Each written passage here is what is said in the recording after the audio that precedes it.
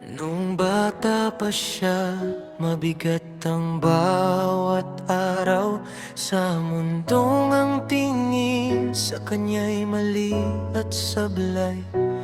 Bawat kilos may kapalit na tawa at pangungutya. Bawat galaw may matang mapanghusga. Sa tahanan at lansangan, isa ang hatol. Parang ang pagkatao niya'y luhang di matutol. Kahit mabuti ang puso, kahit wala namang tinatapakan, sa mata ng mapanlait, kulang pa rin para igalang. Mas mabuti nang mag-isa kaysa manakit ng pusong walang sala.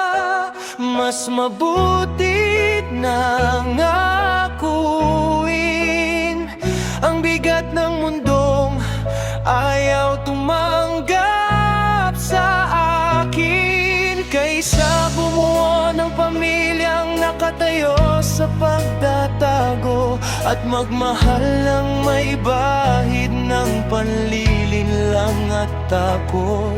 Kung ito ang kapalit ng pagiging totoo, pipiliin ko pa rin ang sarili ko.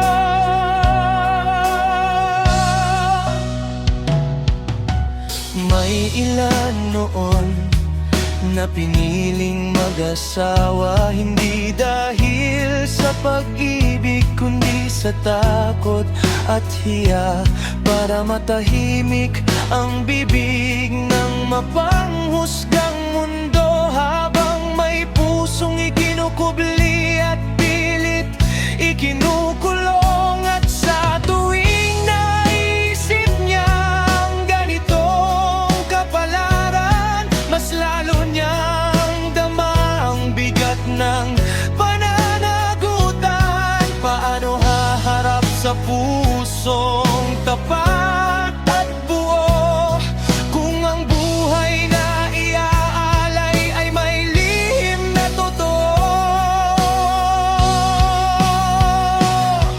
Ngayon, nagbago na ang panahon, may kalayaang unti-unting ibinibigay ang mundo, pero ang sugat